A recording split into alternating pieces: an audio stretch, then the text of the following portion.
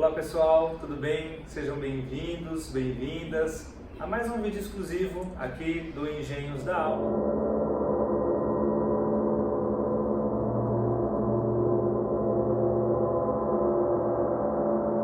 Mais uma vez com a presença querida e participação mais que especial da doutora Marta Carvalho, ela que gentilmente cede esse tempo da rotina dela.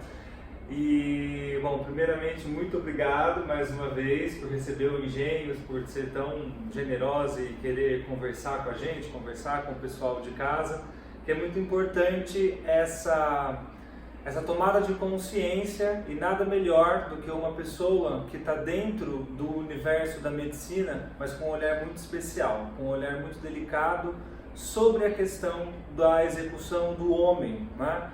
Que em um mundo que está cada vez mais, digamos, confuso, vamos dizer assim, né? Eu queria começar a entrevista te perguntando uma coisa muito direta. Por que medicina naturalista? Bom, antes de mais nada, é um prazer estar com você de novo. Obrigado. Gosto muito de você e acho esse trabalho que você faz de levar informação muito importante. Então, para mim é uma alegria poder contribuir, viu? Obrigado. Bom, a questão das terapias naturais, ou do que a gente chama de medicina naturalista, né, vem porque a gente estuda na faculdade uma forma de tratamento, né, que tem como base a maior parte dos medicamentos químicos, mas a natureza também oferece para a gente muitas opções, muitas alternativas, desde a fitoterapia, a própria nutrologia, que através dos alimentos, um alimento pode ser um veneno ou pode ser um remédio, a questão da água, da respiração. Nós somos partes da terra, né? Nós somos partes da natureza. E isso é importante que se a gente vive conectado a isso, é natural pensar que essa mãe Gaia nos alimente, nos nutra e nos cure, né? Então, pensar num tratamento mais naturalista, que usa dos princípios da natureza como uma forma terapêutica, primeiro que é muito eficaz, funciona, né? Todo tipo de terapêutica tem as suas limitações. A alopatia tem a sua limitação, a cirurgia tem a sua limitação, as práticas naturais têm as suas limitações, as práticas quânticas têm as suas limitações. Então, o que é mais sábio pensar? Na associação de tudo isso. Mas quando é possível a gente usar coisas mais naturais, o que nós estamos buscando? Menos efeitos colaterais, menos interações medicamentosas danosas, porque quando você tem muita química dentro do corpo, a própria interação de uma química com a outra pode gerar um substrato danoso. E hoje as pesquisas mostram que mais de 60% das mortes e das doenças podem ser causadas pelo que a gente chama de iatrogenia, ou seja, o uso de químicas muito fortes. Muitas vezes, na tentativa de resolver uma coisa, a química acaba danando outra, né? Atrapalhando outra. Então, a busca dessa terapia natural, dessa prática terapêutica natural, né, já que não existe esse nome medicina natural, isso não é um nome, uma especialidade, né, mas sim um conjunto de conhecimentos que constitui essa prática. E o que a gente faz como médico naturalista? Nós somos... Mas é errado falar medicina naturalista? A gente usa palavras terapêuticas naturalistas, né? A medicina ela é regida pelo Conselho Federal de Medicina e as práticas, a gente só pode dizer, né, assim, de uma maneira mais legal, aquilo que é considerado uma especialidade médica dentro desses compêndios regidos pelas sociedades e pelos conselhos médicos. E como não existe essa especialidade de medicina natural, então a gente não usa isso, a gente usa uma prática terapêutica natural feita por um médico. Entendi. Né? Assim como a nutrologia, por exemplo, a gente não pode falar que é nutrição, porque a nutrição é um conhecimento para os nutricionistas. O médico que trabalha com nutrição é chamado de nutrólogo. São modos diferentes de falar, porque, né, para não afetar as suscetibilidades e não ferir ninguém, não magoar e seguir as regras que são impostas, né? fato é que essas práticas naturalistas funcionam muito bem, porque Deus dispôs tudo aí na natureza pra gente, né?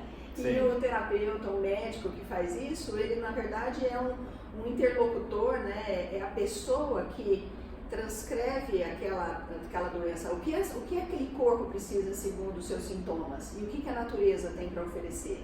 E faz essa junção, esse casamento.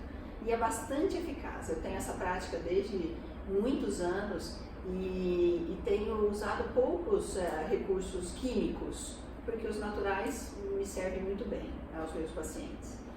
A senhora colocou uma coisa muito interessante, que é o interlocutor. Achei muito bonito isso. E o que te deu? Foi sempre? Foi na faculdade? Foi antes? É uma percepção, né? Não deixa de ser uma percepção. Aliás, tudo é percepção, né, na vida. Uhum. Mas foi durante a faculdade? Foi depois? Teve alguma coisa que te levou a querer seguir esse caminho? Foi um evento na sua vida? Enfim. Sim, foi. Quando eu estava no segundo ano de medicina, tinha um mateiro, era um senhor, que chamava-se Langerton, em Peirópolis, Minas Gerais. Ele era filho de um escravo, ele herdou esse conhecimento de fitoterapia do pai dele e ele fazia muitas curas com essa fitoterapia. E obviamente que, né, chamou a atenção da mídia, teve gente que foi lá entrevistá-lo, acabou aparecendo, né, naquele grande programa do domingo à noite. E aí o que aconteceu? A classe médica começou a se interpor, assim, a não gostar daquilo que estava acontecendo. O que ele falou? Ele falou assim: então eu vou ensinar alguns médicos a fazer o que eu faço. Eu vou escolher 11 médicos no Brasil e vou ensiná-los essa minha fitoterapia, para que aí eles, sendo médicos, possam colocar isso no benefício da sociedade de uma maneira legitimada. Bom, eu não era médica ainda, eu estava no segundo ano da faculdade, mas eu não sei por que ele me escolheu. Uma amiga minha mandou meu nome, porque eu falei: nossa, que interessante, eu gostaria de ir. E mandou meu nome, ele era um cara... Acho Coisas das sincronicidades. Realmente, eu fui e eu vi como era eficaz. A gente pegava as coisas da natureza, a gente mesmo macerava, fazia as tinturas, né? É uma substância química. Muitos alopáticos, medicamentos alopáticos, são tirados às vezes de substâncias, né, da natureza. E aí eu vi que aquilo, meu Deus, era todo um mundo que eu não aprendia na faculdade. Isso era paralelo? Paralelo. E aí ele falou pra mim assim: bom, agora você fecha esse caderno, porque eu tinha um caderno de anotações que eu anotei tudo, eu passei lá os meus meses de férias todos estudando com ele. Volta e vai fazer a faculdade de medicina. Quando você terminar a faculdade, você volta aqui que nós vamos continuar esse trabalho. E assim eu fiz. Eu voltei à faculdade de medicina, mas aquilo plantou em mim uma semente de que havia outros saberes que não eram os ortodoxos que eu estudava na faculdade e que podiam ser alternativas muito viáveis, baratas e boas, eficazes.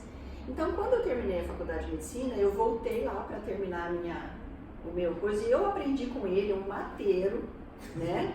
Coisas que muito tempo depois eu fui ler em livros de fitoterapia, ou seja, ele sabia, ele acessava isso de uma maneira outra,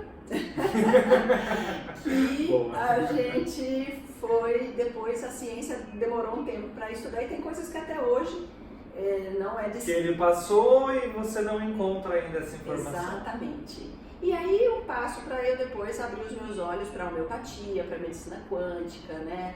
Para a medicina tradicional chinesa, para a nutrologia. E fui, claro que a base que a medicina tradicional me deu é muito boa, eu uso muito, né? E não sou contra as medicações alopáticas quando existe necessidade. Claro. Eu acho que o mais importante é a vida e a saúde do paciente. O que eu precisar usar, eu vou usar. Mas nós temos um aforismo na própria medicina que é primo non nocere, primeiro não faça mal. Se eu puder não atrapalhar o mecanismo de cura do organismo, eu já vou estar ajudando bastante. Muito.